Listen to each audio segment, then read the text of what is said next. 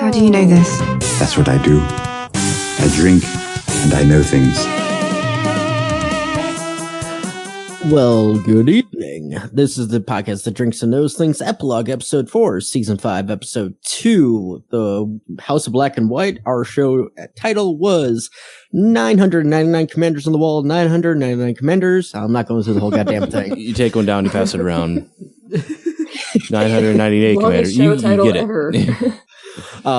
But we are talking about a multitude of things. We decided in our break between episode recording and now that we're kind of going to go through and do these epilogues for this episode. Since this is where the seasons start to divert from the book stories, kind of take what we like from the books, go not scene by scene exactly, but kind of area by area. Where do they differ? Where did they, change up from what we knew in the books? What works? So what change up. is like, what the fuck? But we're going to try to avoid bashing and hating on everything because you know what? These are good. This is still a good show. There's a reason why we still watch it and we still enjoy it. So to start us off, we'll start in Bravos. With, you introduce the rest of us? Okay, fine. Yeah, fine. There's Glenn. There's Luke. Hi, Bailey. No, kidding. Glenn of House Dog, how you doing tonight? Good. Luke, how you doing? Doing quite all right. And our special guest this week is Bailey Riddle, Bailey of the Blend, of House Blend. Bailey of the Blend. Not too shabby. The blend water. The blend blends. And she's got the blends. Sounds like a satellite radio station. Yeah. That actually, yeah. Hi, I'm Bailey, and you're listening to The Blend. The Blend. Yeah, that played the shoe store when I worked there for so long. 98.4 The Blend. And these epilogue episodes are obviously without our first time watcher. She will not listen to these until way later after she finishes season 8, I would imagine. Yeah. And I guess maybe season 7 because that's all we know. So spoilers abound. Exactly. So we're going to start in Bravos with Arya arriving and then getting to the House of Black and White. She meets a kindly old man who shuns her away.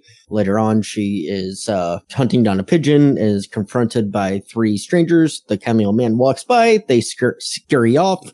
And the kindly old man is revealed to be Jaqen H'ghar.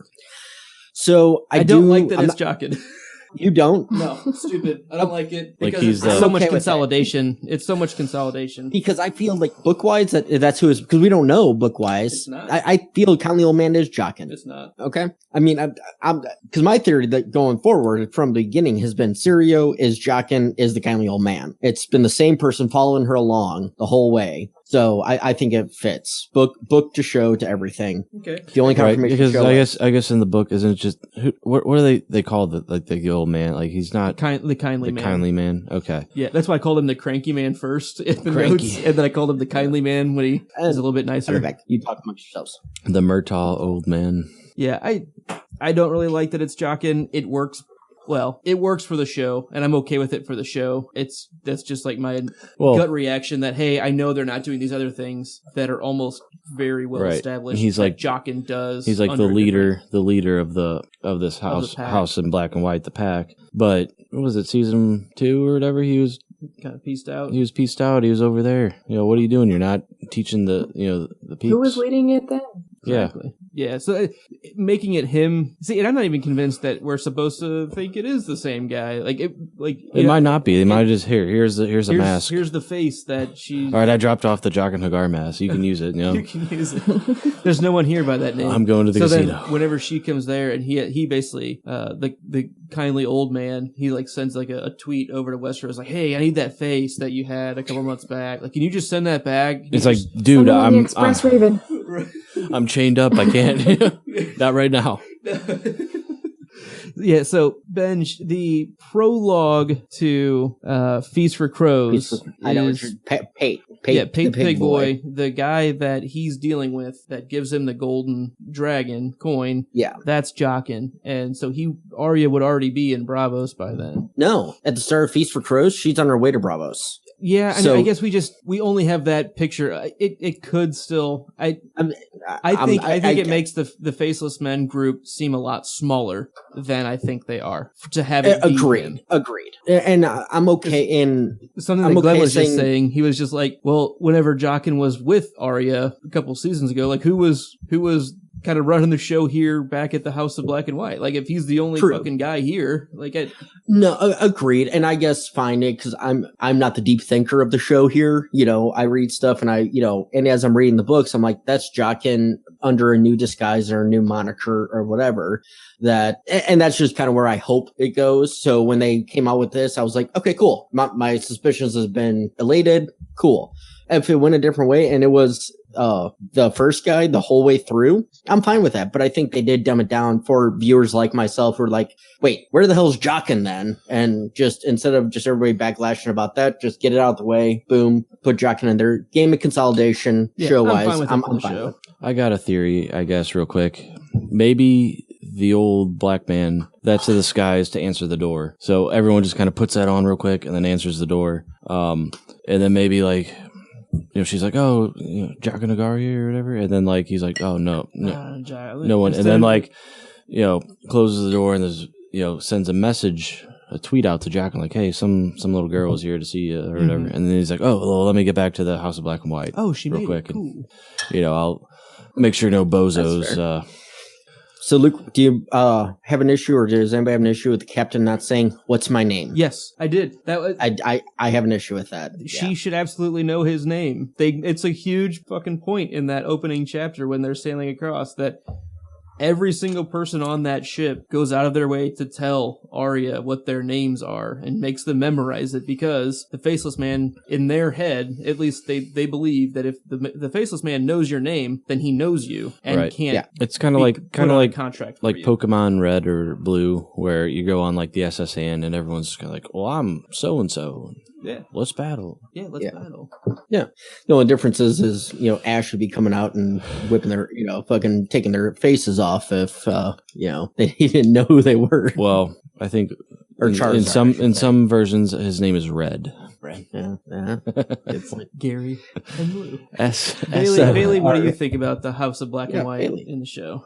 I mean, I don't have much book reference for this, but I feel like we don't see enough people there throughout the course of the show. There has to be more than just Jockin and the young girl, who are the primary characters we see. The wafer. Yeah.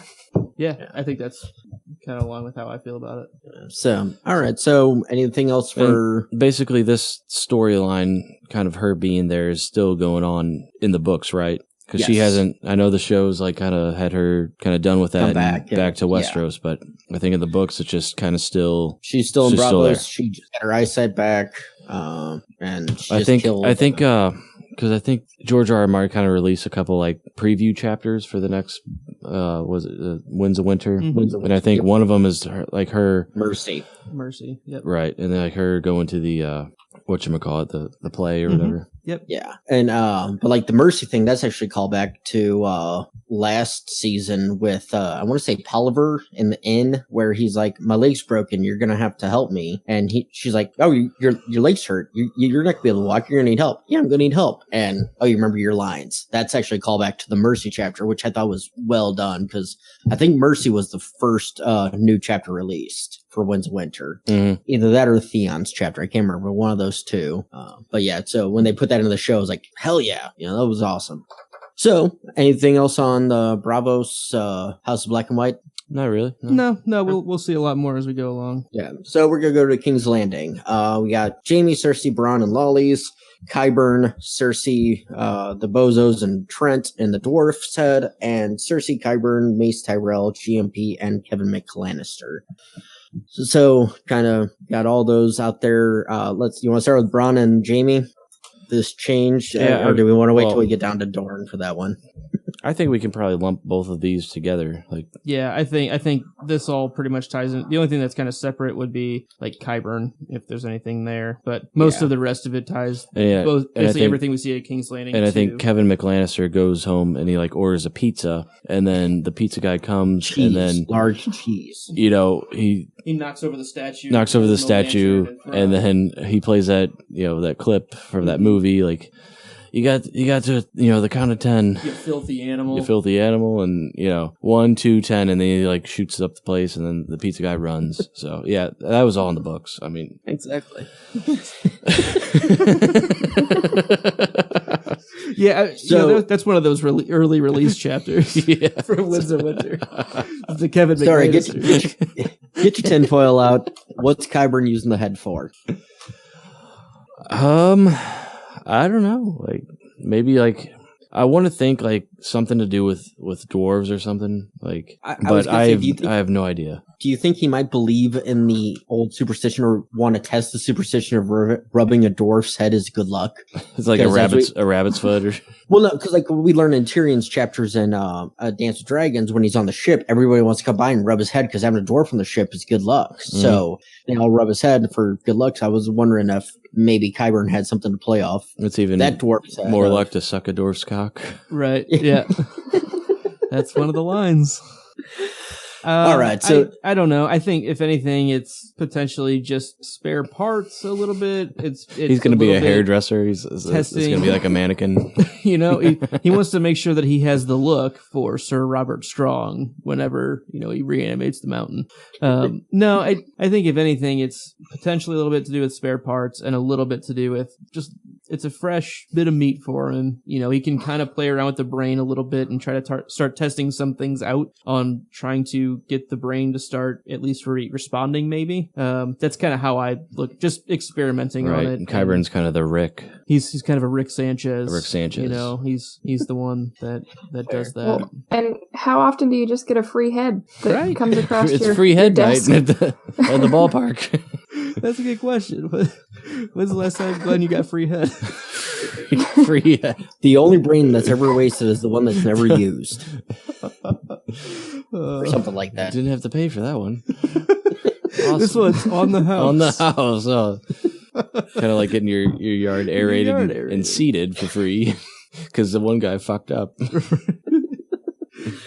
All right. So anything with Kevin McCullough Lannister and Mace and all that? No. I don't think the show plays up as well as the book did from this scene. This is one of those scenes that it was book to show, very well done. But I don't think the show follows up on it as much as book, I guess. Yeah, I don't know. I haven't reread this chapter on my current reread yet. I can't remember exactly how this whole conversation goes, but I know like Cersei's character is quite a bit different in the show than it is in these parts of the book. Because this conversation happens when she's already captive of the sparrows. Right. So, yeah, that's right. Yep.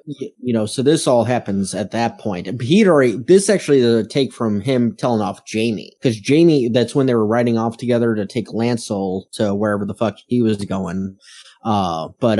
He's basically calling out, Jaime for all the shit him and Cersei are getting up to, and that's when they all just kind of ride off. So we never get the interaction between Cersei and Kevin. We get the word from Cersei saying, "Oh yeah, Kevin blew me off," or whatever, but we don't get this scene. So I do enjoy this scene, but I'm not sure if the payoff is as good of like him coming back as the Hand. I mean, I guess it is. He does come back after the sparrows and all that, but yeah, I mean, like the whole thing is different because obviously in the books, he ends up getting shot by Varys at the very end of Dance, and that's supposed to be the big kind of, it's the epilogue, right? Yeah, it's a cliffhanger. Right, and so it's kind of like, oh shit, like things are really about to start moving for and I'm not gonna lie, I don't remember what happens to him in the show. It's just Cersei takes over. Is he in the Sept? In the Sept? I don't think so. I don't think he's in the Sept. The Sept. I think he was. I think he was. Chat, if we're tell me, I could. That might have been. I don't know if it's like a book thing or anything, but because he's working with Tommen and the High Sparrow and the Tyrells, I think she just wipes everybody out, and I think he was in there because I don't think he was doing much. It's very possible. Really. No, that's very possible. Which is just not possible. I can't remember. Is that's not part of like the books right now, right? No, we haven't gotten to that. The last we have from King's Landing is basically Cersei's walk, then and then at the end of Feast for Crows, Kevin getting wiped out by Varys. Yep. Yeah. So, all right. So then let's go to Dorne because we'll do Jaime, Bronn. Elia, Ario, and Prince Doran. So let's get it out of the way. The storyline they took doesn't make sense. It just doesn't, for show wise, compared to what they had in the books. Book wise, made complete sense of why people would be pissed. But Ilaria being pissed about, Oberyn, it just doesn't make sense because she was there. I'll let you guys kind of. It might just be like I'm just gonna jump on something to blame them. Whatever it is, I'm just gonna jump on that train and jump on that bandwagon and bitch about it, I guess. Yeah, no, it definitely doesn't make a whole lot of sense. And they kind of mess quite a few things up with the Sand Snakes, make them just basically little superhero like action figures, caricatures of how complicated the Dorne plot really is. There's a lot more going on in Dorne than the show wants to get into. It seems like a very much Stannis thing where they don't quite understand it all, I think, at times. And I don't think just consolidate the special ops mission is really a thing. Yeah, that's the other thing I was going to bring up is the whole Jamie Braun thing. Now, don't get me wrong, I'd love to see those two together because they're very good quip actors put together. There's other things those two could go off and do. And it's all an issue because at this point we have several stories that some are way farther ahead than others are. And you can't have Jamie going to the Riverlands with Brienne nearly as soon as, that's what she's doing. And this would all be happening pretty soon that would happen. So they needed something for Jamie to do. And hey, we also have Jerome Flynn. Let's do this. Right. And we need to kill Myrcella anyway, which again, is kind of like, and then we got to kill Prince Doran too. We need to introduce Dorne, to the fold and with the characters we have, what can we do? Bailey, your thoughts? Because you, up to this point, like you said, you were pretty much show to hear. So what were your feelings on this? Sorry. As far as Ilaria's reason for wanting to go after the Lannisters, it's a cheap reason. Like, there are many other reasons. It's something that Oberyn made his choice and he knew what he was getting into. He didn't have to be such a showman in trying to get his revenge. So I think that, by all means, go after the Lannisters, but the reason that she does it isn't the best. Yeah. No, agreed. And I think Doran is played well, a very, not pacifist, but sit back and wait, which is how he was written, but it's what's needed, because you don't need the brutal king, because if Oberyn was king, Dorne wouldn't exist. I'll put it out there right now. Or if Oberyn was Prince of Dorne, whatever, you know what I'm saying? It wouldn't exist, because he would just try to annihilate everyone and get run over in the end. Doran, I think, plays it the smart way, but no one else sees it apart from Arya Hota, who sees everything. Mm-hmm. So, anything else on? Also, no trying to crown Myrcella, but they do. Yeah. There is a reference in this episode where Tristan Martell is walking around with her right when Ilaria is looking out over, and in the subtitles you can see it. And Bailey said that she could hear it, but he calls her my future queen. So they kind of have an Easter egg to that, but they don't do anything with it. Like they don't try to crown her like they do in the books. And there's no Ares Oakheart, and basically the King's Guard that goes down with her to protect her. And which I'm okay with that consolidation. There's no Dark Star. It's I don't know, some pretty cool characters that they just didn't want to open that door. They wanted to just focus on the established plot lines and not billow out for more and more and more, because they were already starting to wind down. In all honesty. So we're gonna skip. We'll jump to the road to Volantis here. Varys and Tyrion. That's kind of about. Actually, no. We get no. Not Griff. Yeah, no Griff. No Griff. No John and Connington. Right. Because at this point, this is where Tyrion is met up with them. And so, isn't there like a midget whore or like a midget? Penny. Yeah. Penny, yeah. Penny. That's in. Oh shit! Fuck. What town is that? That's after Volantis. Because it's where because Volantis is where Jorah gets Tyrion, and then Penny is it in Astapor? Whenever they get sold into slavery. Well, yeah, but it's before then too. I forget where. It might be in Volantis altogether. Where do whores go? Yeah, Volantis. But, I'm okay with consolidation. No Griff, no Fagon Connington, plot. no Fagon, but it is an interesting, had they had 10 seasons to work with, yes, I would absolutely want that. But by this point, they knew there was going to be 7/7.5 seasons. And you see George R. Martin the other day at the, I guess, Emmys. Was it at the Emmys? He was like, we could have had 12, 13, 14 seasons. Exactly. That's awesome. It's like a fuck you. Yeah, we'll have a lot more to talk about, I think, with as we kind of move forward with Tyrion and him hooking up with old Bear's son. Well, why can't I think of it? Jorah the Andal, and kind of going through Valyria like they do. So that we'll have more to talk about soon with that. We lost Benji, so I'll just move forward to the Wall, where we have our newly crowned Night's Watch Commander. Yeah. Which number? 998. 998. Questionable, but we also learn about Shireen and Gilly, talk about Grayscale. Selyse is kind of the worst. And Jon has to make a decision whether or not to basically uphold his Night's Watch vows or become Jon Stark like he's always wanted. Right. And I think as far as the show's concerned, we now know who the 999th commander is. Well, was he voted? Died. I think he was selected he was by just kinda, you have the command now. By default. I'm out of here. See ya. I've already given my life for this place. Literally. I'm out. Yeah. There's apparently I pledged my life. I gave my life. A bad fan theory going on that season 8, Sam is going to kill Jon for breaking his vows. It's just like, no, like that's not going to happen. And also, Sam would have to kill himself as well. Like, by the way, Jon, I meant to do this. Take. I've been through this again. Hey, Mel, can I call you back one more time? Right. Maybe that's what Mel was talking about. She has to come back because Sam's going to kill him again. So, anything else on the Wall? Grayscale, we start seeing some of that, but I think whenever we get to the Stone Men in Valyria, we see that whole interaction with Jorah and Tyrion. We can kind of open that door back up. Yeah, okay. Sounds like a plan.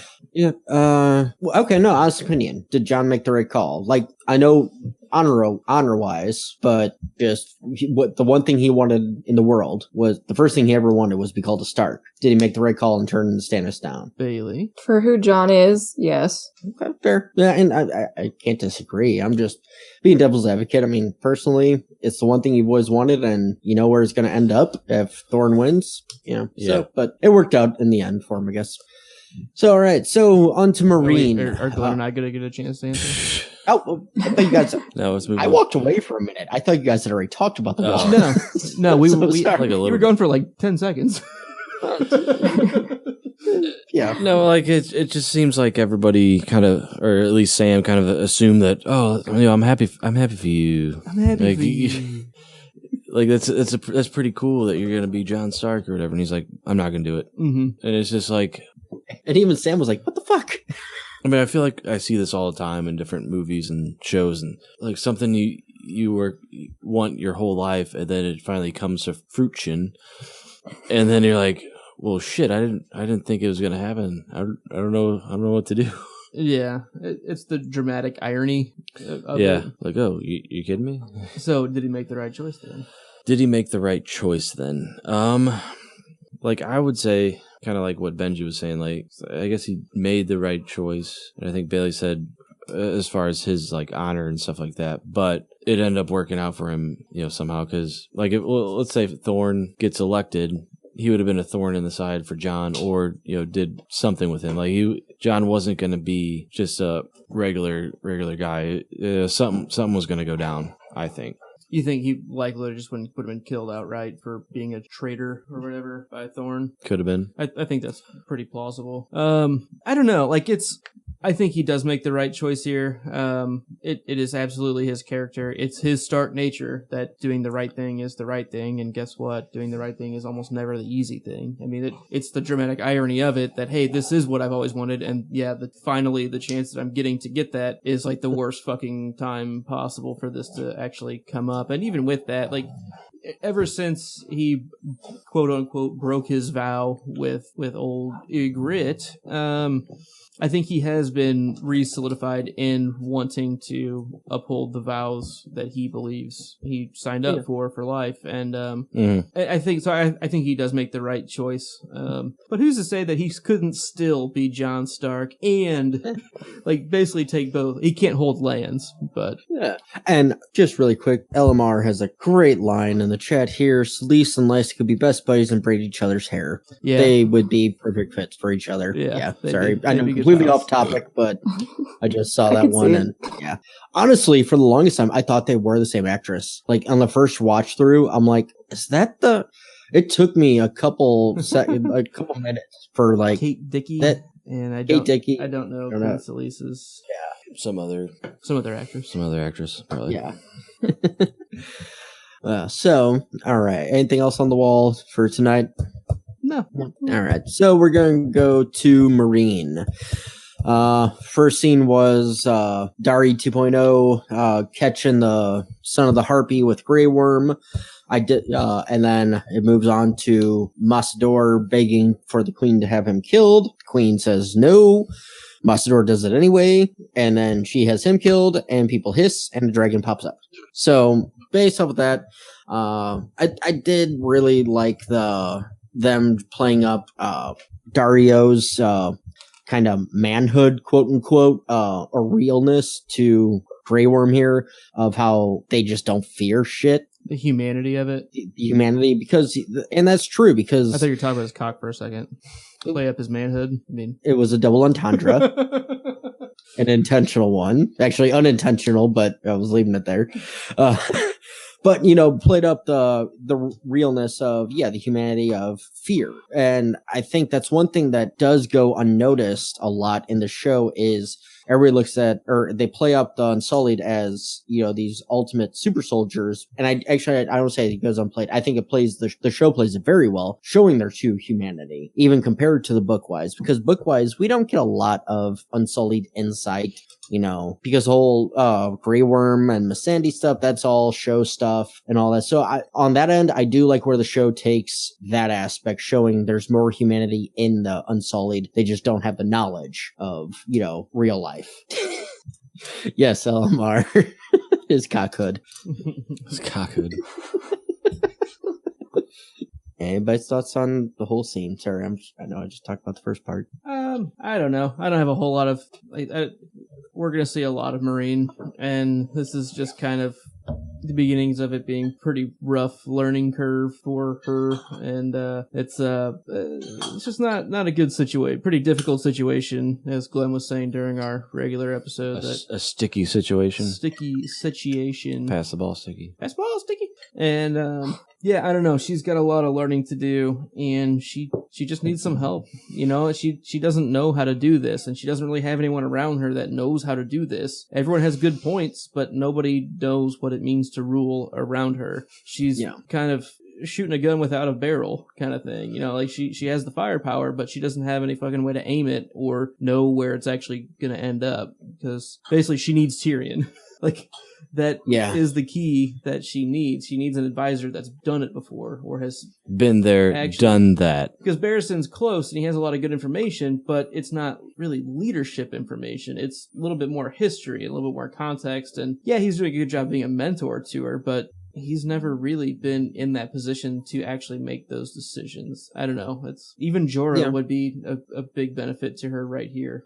No, I agree. And like I said, Season 5 Dany is so weird to me, because like episode 1 it's all about me, but then episode 2 she's like, I'm going to listen to Barristan and do this, and so it's a weird dichotomy of her personality, of a very much bipolar-esque style of rule, of we don't know which way you want to take this. Do we want justice? Do we want this? And this episode, she was pretty sound of mind. The only thing, like I said, is I agree with Dario, because head off in the pyramid, but if you want to prove your point, put it on a pike. There you go. This is what you get. Don't make a show of it. So this is a very oddly directed storyline, I guess, is the best way I can put it. Glenn, Bailey, anything? Not really, no. She has a lot to learn, and I think that she is on the track to surrounding herself with people who are going to help her with that. Yeah, that's even fair. though she doesn't know it. Exactly. They're on the track. She's just like they're coming to her. yeah. Don't you think they should like send her a bird? Be like, hey, help's on its way. Like, we're here to help. Varys and Littlefinger, they're kind of buddies. Can he borrow his, teleporter? Just, hey, right. I got someone coming. So, all right. Anything else we want to talk about from this episode, future-wise, book-wise? The dragons start looking better later. I think this is where they start looking good. Like I think it looks a lot better even later. Like it looks all right. But once Bailey said, "Yeah, it looks like Smaug," I can't stop seeing it now. You cannot see it. And it absolutely does. And I think a lot of the same technology, because it was around the same time frame. Yeah, it was probably used. But for the show wise, yeah, looking at Drogo, and he looks badass, and adding the emotion behind it, like I said, was a good touch. But yeah, it's definitely Benedict in there, just uncredited. Doctor Who. God damn it, I gotta think of a pun name. Dr. Hoogan. There we go. Sure. Dr. Hoogan. Drogan. There we go. Gotcha. Well, it's funny. I think when we're talking about the dragons or whatever, I think as far as the CGI is concerned, I think a lot what I've heard is it was almost like, what do you want to do? Like dragons, because they had to do dragons, giants, direwolves, and I think like eventually like the direwolves kind of got cast aside. Yeah, and the cats. Mm-hmm. The Mercer Pounce. Fucking cats. But yeah, I think some of these others, basically like 1-1 kind of dominated for a while, and then like after he had passed, rest in peace, of course. But 1-1. 1-1. Pour one out for 1-1. Pour one out for 1-1. And then it just kind of 1-1 out. Got kind of dominated by the dragons, I think. Yeah, that and the white polar bear. White polar bear. Whited polar bear. Well, that and also just the massive battle scenes of Hardhome and Battle of Bastards. Those both took up massive budgets where they're like, yeah, we're just no. You get the dragons. That's it. Yeah. So, all right, awesome. Well, that's going to wrap up our epilogue episode. We thank you all for joining us today. Catch us next week as we discuss season 5, episode 3. Anybody got the title already, Andy? No. I can get it real quick. Come on. High Sparrow. High Sparrow. All right. So season 5, episode 3, High Sparrow. You can find out more at thepodcastthat.com. You can find all of our shows. You can also reach us on Twitter at Know and Drink. You can send us a digital raven at knowanddrink@gmail.com. Subscribe, like, rate, leave us comments on iTunes and YouTube. We always appreciate it. Make sure you hit the like button if you're in the live chat here. And until next time, don't turn your back on the Wolfpack. As always, winter is coming, and so am I. As always, keep reading. And as always, stay imaginary. Imagery. How do you know this? That's what I do. I drink and I know things.